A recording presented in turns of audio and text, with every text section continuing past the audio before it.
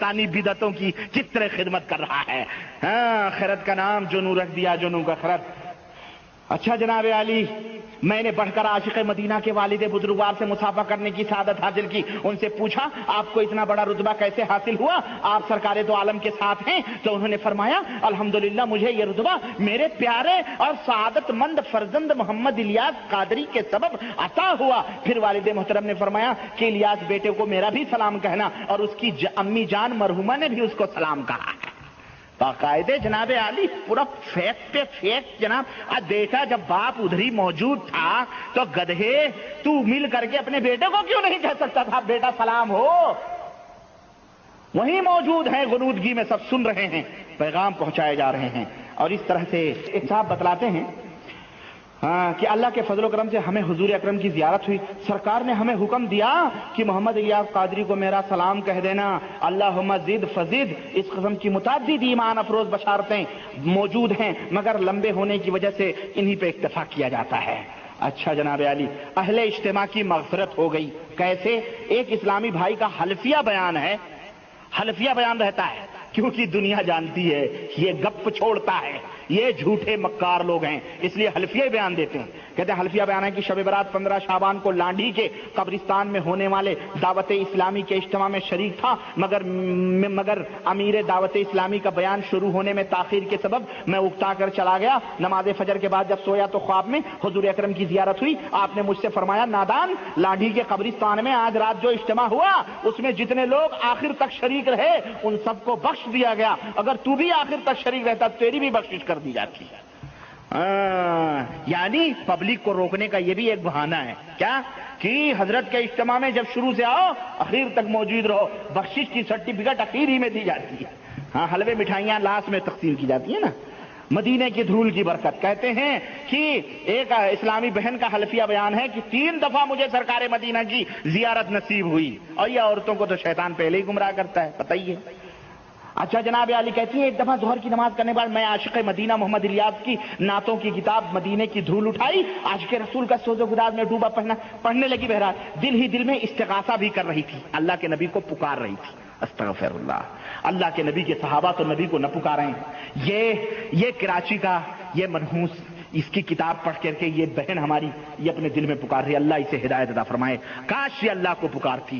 یہ جس نبی نے اللہ کو پکارنے کی دعوت دی اب وہ اسی نبی کو برہمنوں کی طرح رام اور لکشمن کو پوجا کرنے لگے. اس طرح اسی نبی کی پوجا انہوں نے شروع کی. استغاثہ کرنے لگی کہ یا رسول اللہ اب آپ ہی مجھ پر کرم فرمائیں، میری مشکلیں آسان کر دے. روتی روتی میری آنکھ لگ گئی، میری تقدیر کا ستارہ چمک اٹھا. میں نے اپنے آپ کو ایک جنگل میں پایا جہاں میرے پیارے آقا مدینے والی تشریف فرما تھے. آپ نے مجھے دلاسا دیا. پھر میری آنکھ کھل گئی. پھر دوسری بار واقعہ ہوا کہ میں میری پھوپھی جان جو ہمارے ساتھ ہی رہتی تھی حضرت مولانا الیاس قادری سے بیعت ہیں. جب انہیں معلوم ہوا کہ حضرت ٹی وی VCR کے ختم اب وہ پورا لمبا ہے ہاں تو جناب علی کہتے ہیں ایک دفعہ خوش ہو کر دوسری بار مدنی تاجدار کے دیدار فیض سے مشرف ہوئی. سرکار دو عالم نے فرمایا آج میں بے حد خوش ہوں کہ تم نے میرے بہت بڑے دشمن ٹی وی کو نکال دیا ہے، لہذا میں تمہارے گھر آیا ہوں. سنو میرے غلام محمد الیاس قادری کو میرا سلام کہنا اور ان کو اس طرح کی تحریر بھیجنا. تحریر کیا ہے کہ اہلا وسہلا مرحبا یا محمد الیاس قادری. اور میرا یہ بھی اب حضور کو یہ بھی معلوم ہے کہ قادری چشتی نقشبندی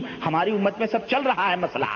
ہاں اس دور کی امت گناہ میں زیادہ ہے. میری امت کی خواتین بہت ہی فیشن پرست ہیں معاذ اللہ، غیر مردوں کے ساتھ نہایت تھی. اب وہ پورا اس طرح سے کہنے لگی کہ میں نہیں ان کو بھیج سکی. تو پھر نبی نے مجھے خواب میں دکھایا کہ تم نے کیوں نہیں بھیجا. المہم آگے بڑھیں. اب یہ دیکھیں جناب علی کہہ رہے ہیں دعوت اسلامی پر سرکار کا کرم. کہتے ہیں مولانا محمد الیاس قادری نے دعا سے پہلے اپنے مخصوص منفرد انداز پر تصور مدینہ کرایا. یہ نہایت تصور مدینہ ہوتا ہے، یہ نہایت ہی پرفریب گھڑی ہوتی ہے، خوش نصیب گھڑی ہوتی ہے. اس وقت رحمت مصطفیٰ کی چھما چھم بارش ہوتی ہے. کئی خوش نصیب عشاق کی نگاہوں کے پردے اٹھا دیے جاتے ہیں. کوئی مدینہ جا پہنچتا ہے تو کوئی خوش نصیب تاجدار مدینہ کے دیدار سے مشرف ہو جاتا ہے. چنانچہ اس اجتماع میں موجود ایک نابینا حافظ جی بھی دوران تصور مدینہ پہنچ گئے. لہذا اب حافظ صاحب ہی کا بیان پیش خدمت ہے. حافظ صاحب کیا گپ چھوڑ رہے ہیں، اللہ نے آنکھیں چھین لی. ایمان کی بصیرت سے بھی یہ جا رہا ہے. سنو اس طرح سے کرا مجھے اچھی طرح حدیث پاک معلوم ہے. حوالہ بھی دے رہا ہے کہ جو نبی پر جھوٹا الزام لگائے وہ جہنم ہی ہے.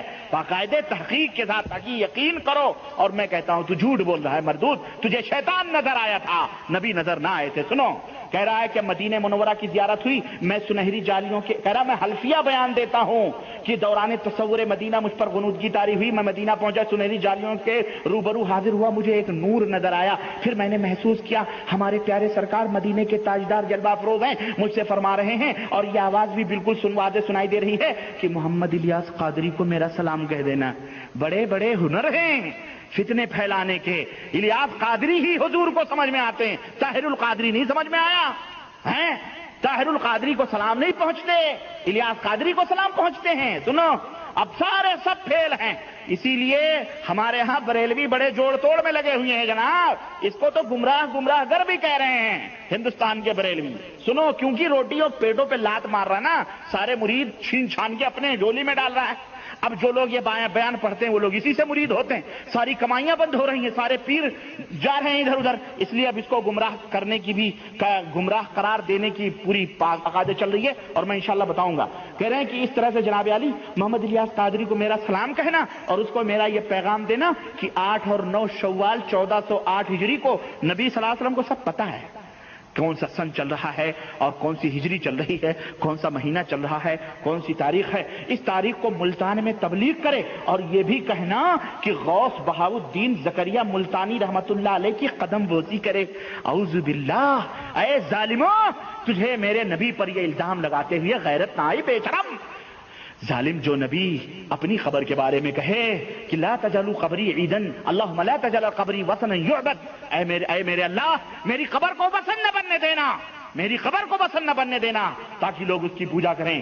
اے اللہ، اللہ نے جس قوم کے اوپر لعنت بھیجی ہو کہ یہودیوں نصرانیوں پہ لعنت ہو، کیونکہ انہوں نے اپنے صالحین اور نبیوں کی قبروں کو بتخانہ بنا لیا، مسجدیں بنا لی، وہاں سجدے کرنے لگے، اس نبی کے بارے میں اے بے غیرت، اے جھوٹا، اے جہنمی آدمی، اگر تو توبہ نہیں کیا اور مر گیا، تو الزام لگاتے ہوئے نہیں کہ غوث بہاؤالدین زکریا کی قبر پر اس کی قدم بوسی کرنے کے لیے اللہ کے نبی حکم دیں گے جاؤ مزاروں کی قبر بوسی کرو؟